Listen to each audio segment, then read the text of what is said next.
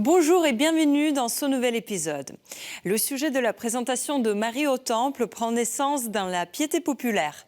Elle est décrite notamment par un texte très ancien, daté du IIe siècle, le Protévangile de Jacques.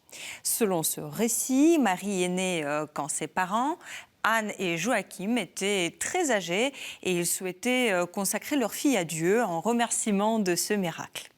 La Vierge est alors présentée au Temple de Jérusalem à l'âge de 3 ans, où elle reste jusqu'à ses 14 ans. Cette légende prépare en quelque sorte le futur rôle de Marie en tant que mère du Christ, indiquant sa disponibilité et sa préparation pour le projet divin dès sa naissance.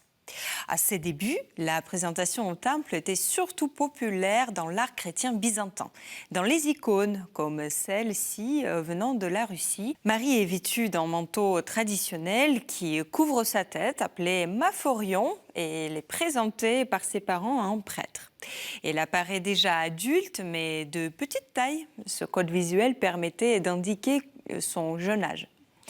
Dans une tour au plus haut, Marie est nourrie par un ange, comme raconte le récit, et nous comprenons qu'elle reçoit un enseignement, la nourriture sacrée. Cette icône est relativement petite, mais elle est construite à la manière d'une iconostase, c'est-à-dire la cloison qui sépare l'autel du reste de l'église dans le rite orthodoxe, et qui est souvent constituée de plusieurs rangées d'icônes. Ici, des niches sont creusées autour de la scène centrale avec Anne et Joachim à droite, Zacharie et Élisabeth à gauche, car eux aussi ont eu leur fils Saint Jean-Baptiste par miracle. Et des prophètes de l'Ancien Testament, dans la rangée supérieure, montrent des prophéties relatives à la Vierge. Changement de décor, nous voilà en Italie. Sur ce tableau d'Andrea Di Bartolo, nous reconnaissons la jeune Vierge qui se tourne vers ses parents à l'entrée du temple. Elle se tient sur des marches à mi-chemin entre deux univers, celui de sa famille terrestre et celui de sa famille céleste qu'elle s'apprête à intégrer. La peinture est encore fortement influencée par l'art byzantin, avec la feuille d'or qui sert de fond à la scène, l'architecture du temple maladroitement agencée et la rigidité des figures humaines. L'intérêt des peintres et de leur public pour la vie de Marie croît à la fin du Moyen Âge, car ces récits lui confèrent l'humanité.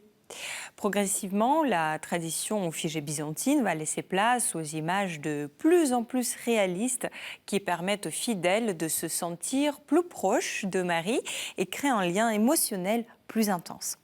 Cette proximité se ressent dans le retable de Paolo di Giovanni, peintre de la fin des années 1300, destiné à la cathédrale de Sienne. Aujourd'hui, seule la partie centrale est visible, mais nous pouvons imaginer l'entourer des saints, le tout encadré par de moulures dorées, et vu par des fidèles à la lueur de bougies qui jouaient sur la patine vieillie par le temps. Le peintre place Marie en haut de l'escalier, se tournant vers ses parents qui l'accompagnent à gauche, tandis que deux prophètes et un chœur de jeunes femmes complètent la scène à droite.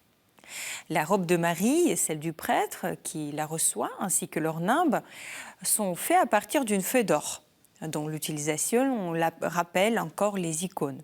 Une technique ancienne, appelée le sgraffite ou sgraffito en italien, permet d'imiter la richesse du brocart. L'artiste peint directement sur la feuille d'or, puis gratte le décor sur la couche de peinture pour laisser apparaître la dorure cachée en dessous. Puis, il fait ressortir certains motifs en relief grâce à un poinçon. Le tableau devient alors un véritable objet de luxe. La touche de modernité et de réalisme apparaît dans le traitement de l'espace. L'intérieur du temple de Salomon se présente comme une église gothique, le type d'architecture que Paolo di Giovanni connaissait de son temps et que ses contemporains pouvaient reconnaître.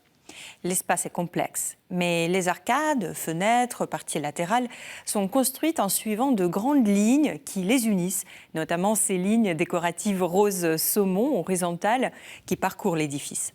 Les colonnes de marbre rose au centre mettent l'accent sur la scène principale.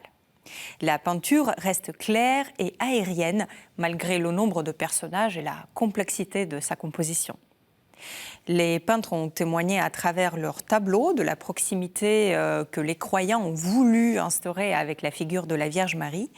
Et cela dès le début du christianisme, ce qui fait de ces peintures des témoignages touchants de la piété populaire. Je vous remercie de nous avoir suivis aujourd'hui. N'hésitez pas à partager cette émission à partir du site ktotv.com ou à partir des réseaux sociaux. Et je vous retrouve la semaine prochaine.